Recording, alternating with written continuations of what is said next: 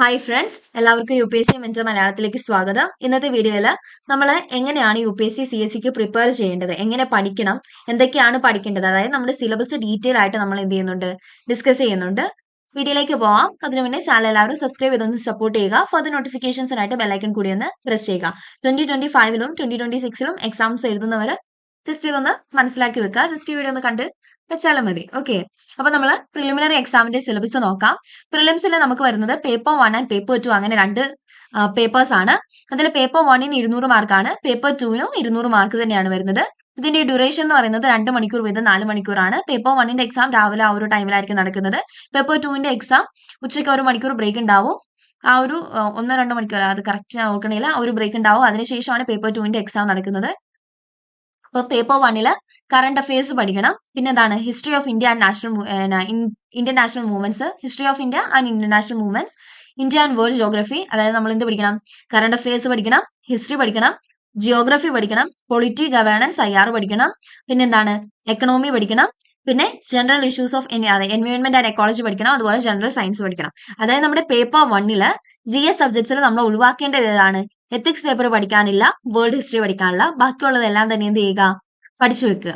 Okay, അത് നമ്മുടെ paper 1ന് വേണ്ടിയിട്ട്. ഇനി പേപ്പർ 2ലേക്ക് വരുമ്പോൾ എന്താണ്, നമുക്ക് CSAT ആണ് വരുന്നത്. ഇതൊരു ക്വാളിഫയിങ് ടൈപ്പ് എക്സാമിനേഷൻ ആണ്. അതായത് എന്താണ്, ഒരു 33% മാർക്ക് ഉണ്ടെങ്കിൽ എന്ത് ചെയ്യാൻ പറ്റും, നമുക്ക് CSAT ക്ലിയർ ചെയ്യാനായിട്ട് പറ്റും. ഓക്കെ, അപ്പം പ്രിലിംസിന്റെ സിലബസ് ഇതാണ്. GS 1ലെ കറണ്ട് അഫയേഴ്സ്, ഹിസ്റ്ററി, പിന്നെന്താണ് geography, polity and governance, economy, environment, general science, IR. Okay, IR IS ഒക്കെ പഠിച്ചാൽ മതി. ഇനി ഇതിൽ നമുക്ക് വേണ്ടാത്ത ഏതാണ്, എത്തിക്സ് നമ്മൾ പഠിക്കേണ്ട, വേൾഡ് ഹിസ്റ്ററിയും പഠിക്കേണ്ട കാര്യം ഇല്ല നമ്മുടെ പ്രിലിംസ് എക്സാമിന് വേണ്ടിയിട്ട്. പിന്നെ CSAT പഠിക്കുക. CSATൽ കോംപ്രഹെൻഷൻ ഉണ്ട്, interpersonal skills including communication skills, logical reasoning and analytical ability, decision making and problem solving, general mental ability, basic numeracy. ഇതാണ് ഇത് CSATന്റെ സിലബസ് വരുന്നത്. പിന്നെന്താണ്, ഒരു 10th ലെവൽ എന്നൊക്കെയാണ് പറയുന്നത്, പക്ഷെ അങ്ങനെയൊന്നുമല്ല, നല്ല രീതിക്ക് പഠിക്കാനുണ്ട്. അപ്പൊ ഇത്രയാണ് CSATന്റെ പോട്ടെ, നമ്മുടെ CSCയുടെ പ്രിലിമിനറി എക്സാമിനേഷന്റെ സിലബസ് വരുന്നത്. പിന്നെ 2 പേപ്പറേ ഉള്ളൂ, 2 മണിക്കൂർ വീതം 200 മാർക്കിന്റെ. ഓക്കെ, പേപ്പർ 1ന് 200 മാർക്ക്, പേപ്പർ 2നും 200 മാർക്ക്.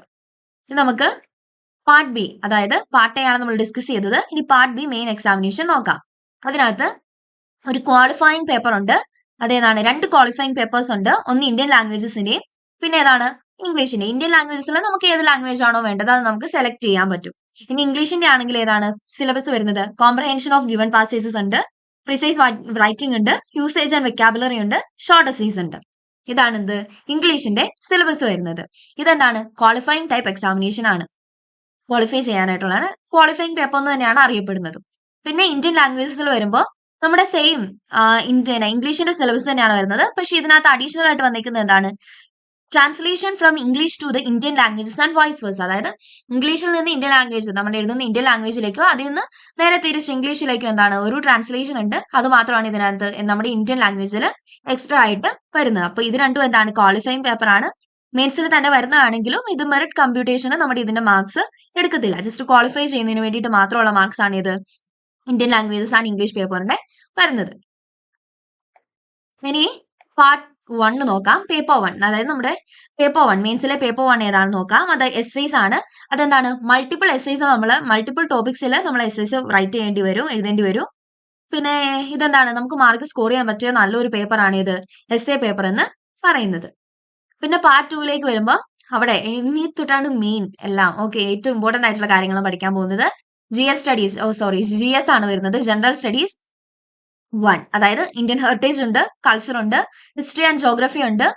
പിന്നെന്താണ്, ഹിസ്റ്ററി ആൻഡ് ജോഗ്രഫി എന്താണ്, വേൾഡ് ആൻഡ് സൊസൈറ്റിയുടെ ആണ് കേട്ടോ. History and geography, Indian heritage and culture, history and geography of the world and society ആണ് നമ്മുടെ പേപ്പർ 2ന്റെ സിലബസ് വരുന്നത്.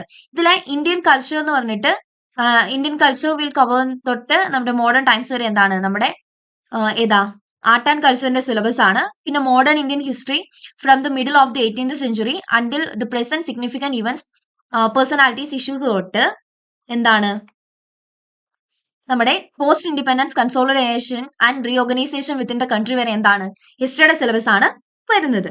പിന്നെ ആൻഷ്യൻ മെഡീവൽ മോഡേൺ ഒക്കെ എവിടെയാണ് ഈ ഒരു ടോപ്പിക്കിലെ ഈ 3 ടോപ്പിക് പഠിക്കുമ്പോഴാണ് നമ്മൾ പഠിക്കുന്നത്. ഈ 3 സിലബസിലാണ് നമ്മൾ പഠിച്ചു തീർക്കേണ്ടത്. പിന്നെ ഹിസ്റ്ററി ഓഫ് ദി വേൾഡ്, ഇവിടെ എന്താണ് വേൾഡ് ഹിസ്റ്ററിയുടെ സിലബസ് ആണ് പറഞ്ഞിരിക്കുന്നത്. പിന്നെ ഈ salient features of Indian society, diversity of India തൊട്ട് social empowerment, communalism, regionalism and secularism എന്താണ് നമ്മുടെ ഇന്ത്യൻ സൊസൈറ്റിയുടെ സിലബസ് ആണ് വരുന്നത്. പിന്നെ salient features of the world physical geography തൊട്ട് important geographical phenomena such earthquake വരെ, എർത്ക്വിക്ക് അങ്ങനെയുള്ള പറഞ്ഞിരിക്കുന്നത് എന്താണ് നമ്മുടെ ജോഗ്രഫിയുടെ സിലബസ് ആണ്. അപ്പൊ ഇങ്ങനെയാണ് എന്ത് ചെയ്യുക, ഓരോ സിലബസിൽ ഏതൊക്കെ സബ്ജക്ട്സ് ആണ് കൊടുത്തിരിക്കുന്നത് എന്നൊക്കെ നോക്കിയിട്ട് നമ്മൾ എന്ത് ചെയ്യുക, അങ്ങനെ ഓരോന്ന് ഡിവൈഡ് ചെയ്ത് പഠിച്ചു പോവുക. ഇതിന്റെയൊക്കെ നോട്ട്സ് എന്തുണ്ട്, നോട്ട്സും സബ് ടോപ്പിക്സ് വരെ ഇൻക്ലൂഡ് ചെയ്തിട്ടുള്ള നോട്ട്സ് നമ്മുടെ കയ്യിലുണ്ട്. വേണമെന്നുള്ളവർ എന്ത് ചെയ്യുക, എന്നെ കോൺടാക്ട് ചെയ്യുക. പെയ്ഡ് നോട്ട്സ് ആണ്, പക്ഷെ വളരെ അഫോർഡബിൾ ആയിട്ടുള്ള റേറ്റിലാണ് നമ്മൾ CSE നോട്ട്സ് കൊടുക്കുന്നത്.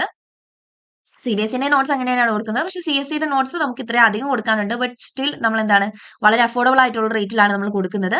സോ അപ്പം വേണമെന്നുള്ളവർ എന്ത് ചെയ്യുക, എന്നെ കോൺടാക്ട് ചെയ്യുക. ഞാൻ എന്റെ വാട്സ്ആപ്പ് ഗ്രൂപ്പിന്റെ ലിങ്കും ഇൻസ്റ്റാഗ്രാം ഐ ഡിയും കൊടുക്കുക. ഇൻസ്റ്റാഗ്രാമിലും കോൺടാക്ട് ചെയ്തതിൽ നല്ലതാണ്. എന്റെ വാട്സ്ആപ്പ് ഗ്രൂപ്പിൽ ആഡ് ആക്കിയിട്ട് അതിനകത്ത് എനിക്ക് മെസ്സേജ് ചെയ്യുക. ഓക്കെ, ഞാൻ എന്റെ വാട്സ്ആപ്പ് ഗ്രൂപ്പിന്റെ ലിങ്ക് അയച്ചേക്കാം, അതിൽ ആഡ് ആയിട്ട് എനിക്ക് മെസ്സേജ് ചെയ്യുക. ഓക്കെ, പിന്നെ നമ്മൾ എന്താ പഠിക്കണ്ടേ? ഓക്കെ, ഇനി പേപ്പർ 3 ആണ്.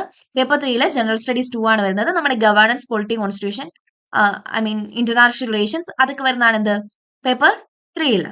അപ്പൊ ഇതിലെ Indian constitution, historical underpinnings, evolution, features, amendment, significant provisions and basic structure തൊട്ട് നമ്മുടെ ഏതാണ് statutory, regulatory and various quasi judicial bodies വരെ എന്താണ് നമ്മുടെ പൊളിറ്റിയുടെ സിലബസ് ആണ്. പിന്നെ government policies and intervention for development in various sectors and issues arising out of their design and implementation തൊട്ട് role of civil services in A democracy വരെ എന്താണ് നമ്മുടെ എന്തിന്റെയാ constitution, governance, polity, social justice അതിന്റെ syllabus ആണ് വരുന്നത്.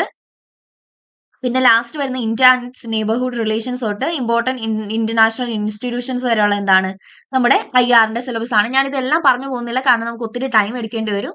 എന്താണ് ഇത് ഒഫീഷ്യൽ, അതായത് നോട്ടിഫിക്കേഷൻ, നമ്മുടെ UPSC നോട്ടിഫിക്കേഷൻ ഡൗൺലോഡ് ചെയ്തിട്ട് ആ ഒരു നോട്ടിഫിക്കേഷൻ ഡൗൺലോഡ് ചെയ്തതിൽ നിന്ന് കിട്ടിയ സിലബസ് തന്നെയാണ്. സോ ഇതാണ് നമ്മൾ എന്ത് ചെയ്യേണ്ടത്, ഫോളോ ചെയ്യേണ്ടത്.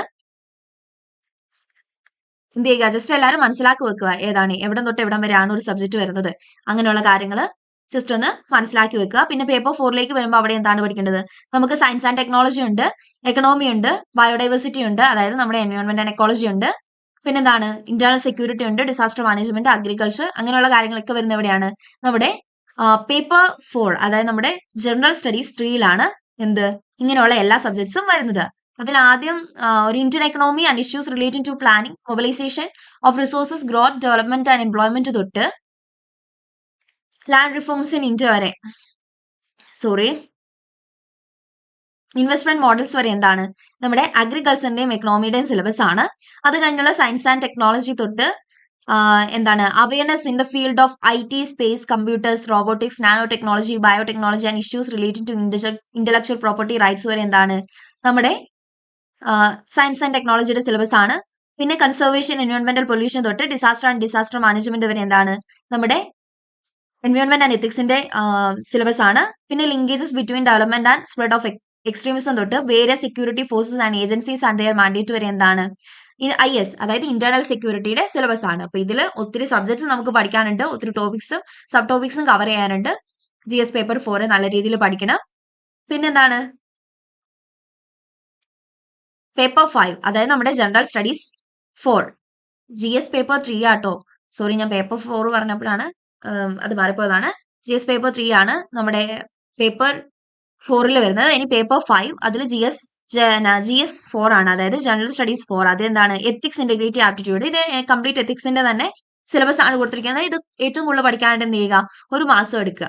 ഒരു മാസം കൊണ്ട് കംപ്ലീറ്റ് ചെയ്യാവുന്ന സിലബസേ ഉള്ളൂ. ഇപ്പൊ അതായത് പ്രിലിംസിനൊന്നും ഇതുവരെ പ്രിപ്പറേഷൻ സ്റ്റാർട്ട് ചെയ്തിട്ടില്ല, ഇപ്പോഴാണ് സ്റ്റാർട്ട് ചെയ്തത്, ഈ അടുത്താണ് സ്റ്റാർട്ട് ചെയ്യുന്നുള്ളവർ എന്ത് ചെയ്യുക, ഈ ഒരു പേപ്പർ മാറ്റി വെക്കുക. പഠിക്കാൻ പറ്റുന്നുണ്ടെങ്കിൽ പഠിച്ചു പോവുക ഏറ്റവും നല്ലത്, മാറ്റി വെക്കാതെ പഠിക്കുന്നതാണ് നല്ലത്. പക്ഷെ അങ്ങനെ പറ്റത്തില്ല എന്നുള്ളവർക്ക് അറ്റ്ലീസ്റ്റ് പ്രിലിംസ് എങ്കിലും ക്ലിയർ ചെയ്യണം എന്നുള്ളവർ എന്ത് ചെയ്യുക, ഈ ഒരു പേപ്പർ GS കഴിഞ്ഞിട്ട് നമ്മുടെ പ്രിലിംസ് കഴിഞ്ഞിട്ട് മെയിൻസിന് വേണ്ടിയിട്ട് മാത്രം പഠിച്ചാലും മതി. കാരണം ഇത് എന്താണ് GS paper 4, paper 5 general studies paper 4 എന്താണ് നമ്മുടെ ethics, integrity and aptitude. Ethics, integrity and aptitude എന്തിനാണ് പ്രിലിംസിന് വരുന്നില്ല. ആ ഒരു കാര്യം കൂടി ശ്രദ്ധിക്കുക. പിന്നെയുള്ള പേപ്പർ 6 and 7 എന്ന് പറഞ്ഞിട്ട് അതെന്താണ് 2 പേപ്പേഴ്സ് ഉണ്ടാവും. Optional subjects 1 and 2. Okay, optional subject paper 1 and 2, paper 2. Okay, 2 പേപ്പറാണ് ഓപ്ഷണൽ സബ്ജക്റ്റിന്റെ വരുന്നത്. അതേതാണോ നമ്മൾ സെലക്ട് ചെയ്യുന്ന സബ്ജക്ട് അതിന്റെ സിലബസ് ഇതാണ് UPSC കൊടുത്തിട്ടുണ്ട്. അഗ്രികൾച്ചർ ആണെങ്കിൽ കംപ്ലീറ്റ് അഗ്രികൾച്ചറിന്റെ സിലബസ് കൊടുത്തിട്ടുണ്ട്. സോഷ്യോളജി ആണെങ്കിൽ സോഷ്യോളജി, അങ്ങനെ ഏതൊരു സബ്ജക്റ്റ് ആണോ നമ്മൾ തിരഞ്ഞെടുക്കുന്നത് അതിന്റെ സിലബസ് കൊടുത്തിട്ടുണ്ട്. അതിന്റെ നോട്ട്സ് വാങ്ങുക, പഠിക്കുക. ഓക്കെ, അപ്പൊ ഇത്രയാണ് സിലബസ് വരുന്നത്. ഡീറ്റെയിൽ ആയിട്ട് നമ്മൾ എക്സ്പ്ലെയിൻ ചെയ്യുന്നില്ല, അതിനുള്ള ടൈം ഇല്ല. അപ്പൊ എന്ത് ചെയ്യുക, എല്ലാവരും നല്ല രീതിക്ക്, അപ്പം ഡീറ്റെയിൽ ആയിട്ട് എക്സ്പ്ലെയിൻ ചെയ്യുന്നില്ല, നമ്മൾ പറഞ്ഞു ഏതൊക്കെ സബ്ജക്ട്സ് ആണ് വരുന്നത്, എന്തൊക്കെയാണ് പഠിക്കേണ്ട കാര്യങ്ങൾ നമ്മൾ പറഞ്ഞിട്ടുണ്ട്. സോ എന്ത് ചെയ്യുക, എല്ലാവരും നല്ല രീതിക്ക് പഠിക്കുക. ഇപ്പൊ 2025-നും 2026-നും എക്സാം CSE എക്സാമിന് പ്രിപ്പയർ ചെയ്യുന്നവർക്ക് എന്ത് ചെയ്യാൻ പറ്റും, ഇത് യൂസ്ഫുൾ ആയിരിക്കും. ആ ഒരു എന്ത് ചെയ്യുക, സിലബസിൽ ചേഞ്ച് വന്നാൽ പോലും ഇത് 2025-ലെ സിലബസിന്റെ നോട്ടിഫിക്കേഷൻ എടുത്ത സിലബസ് ആണ്. ഇനിയിപ്പം 2026-ലും സെയിം സിലബസ് ആയിരിക്കും വരുന്നത്. ചേഞ്ചസ് വരാൻ സാധ്യതയില്ല. വന്നാൽ തന്നെ എന്താണ്, വളരെ മൈന്യൂട്ട് ആയിട്ടുള്ള ചേഞ്ചസേ വരുന്നുള്ളൂ. ഓക്കെ, അപ്പൊ നമ്മൾ പഠിക്കേണ്ട സബ്ജക്ട്സ് ഓരോ GS പേപ്പറിലും പഠിക്കേണ്ട സബ്ജക്ട്സ് ഏതാണെന്ന് നോക്കുക. പ്രിലിംസിന്റെ സിലബസ് നല്ല രീതിക്ക് പഠിക്കുക. അതുപോലെ തന്നെ ഡെയിലി കറണ്ട് അഫയേഴ്സ്, ഏതെങ്കിലും ഒരു കറണ്ട് അഫയേഴ്സ് മാഗസീനോ അല്ലെങ്കിൽ ഒരു ന്യൂസ് പേപ്പറോ എന്തെങ്കിലും നമ്മൾ ഡെയിലി വായിക്കുക. മാഗസീൻ ആണെങ്കിൽ ഒരു മന്ത്ലി വൺസ് വായിക്കുക. ന്യൂസ് പേപ്പർ ആണെങ്കിൽ എന്ത് ചെയ്യുക, ഡെയിലി വായിക്കുക. പിന്നെ എന്താണ്, നമ്മുടെ സിലബസിന്റെ പ്രിന്റ് ഔട്ട്, ഞാൻ എപ്പോഴും പറയുന്ന പോലെ തന്നെ എന്താണ്, സിലബസിന്റെ പ്രിന്റ് ഔട്ട് എപ്പോഴും നമ്മുടെ കയ്യിൽ ഉണ്ടായിരിക്കണം. സിലബസ് നമുക്ക് കാണാണ്ട് അറിഞ്ഞിരിക്കണം. ഒരു ടോപ്പിക് തന്നാൽ അത് ഏതൊരു സബ്ജക്റ്റിൽ നിന്നാണ് വരുന്നതെന്ന് പറയാനായിട്ട്, അല്ലെങ്കിൽ അത് GS പേപ്പർ 1 ആണോ 2 ആണോ 3 ആണോ 4 ആണോ ഏതിൽ നിന്നാണ് വരുന്നതെന്ന് എന്ത് ചെയ്യുക, പറയാൻ പറ്റുന്ന രീതിയിൽ എന്ത് ചെയ്യുക, സിലബസ് നമ്മൾ പഠിച്ചു വെക്കുക. ഒരു എക്സാമിനെ കുറിച്ച് നല്ലൊരു ബേസിക് അണ്ടർസ്റ്റാൻഡിംഗ് ഉണ്ടായിരിക്കണം. എക്സാമിന്റെ സ്റ്റേജസ്, എക്സാമിന്റെ പാറ്റേൺ, അതുപോലെ തന്നെ പഠിക്കേണ്ട ഒന്ന് തന്നെയാണ് ഇത് നമ്മുടെ സിലബസ്. പിന്നെന്താണ് പറയാനുള്ളത്, നോട്ട്സ് ഉണ്ട്, നോട്ട്സ് അവൈലബിൾ ആണ്. വേണമെന്നുള്ളവർ എന്ത് ചെയ്യുക, എനിക്ക് ജസ്റ്റ് മെസ്സേജ് ചെയ്യുക. അപ്പൊ ഞാൻ നോട്ട്സിന്റെ ഡീറ്റെയിൽസ് തരാം. പെയ്ഡ് നോട്ട്സ് ആണ്, പക്ഷെ വളരെ അഫോർഡബിൾ ആയിട്ടുള്ള റേറ്റിലാണ് കൊടുക്കുന്നത്. ഇതുവരെ പ്രിപ്പറേഷൻ സ്റ്റാർട്ട് ചെയ്തില്ലാത്തവർക്കും വളരെ ഹെൽപ്ഫുൾ ആയിട്ടുള്ളതാണ് ഇത് നമ്മുടെ നോട്ട്സ് വരുന്നത്. സോ ഇപ്പോഴാണ് പ്രിപ്പറേഷൻ സ്റ്റാർട്ട് ചെയ്യുന്നു എന്നുള്ളവർ എന്ത് ചെയ്യുക, ജസ്റ്റ് എനിക്ക് മെസ്സേജ് ചെയ്യുക, ഞാൻ അവർക്ക് നോട്ട്സ് തരാവുന്ന കേട്ടോ. ഓക്കെ, അപ്പൊ അത്രയും കാര്യങ്ങളൊക്കെ ഉള്ളൂ. എല്ലാവരും എന്ത് ചെയ്യുക, നല്ല രീതിക്ക് പഠിക്കുക. Thank you.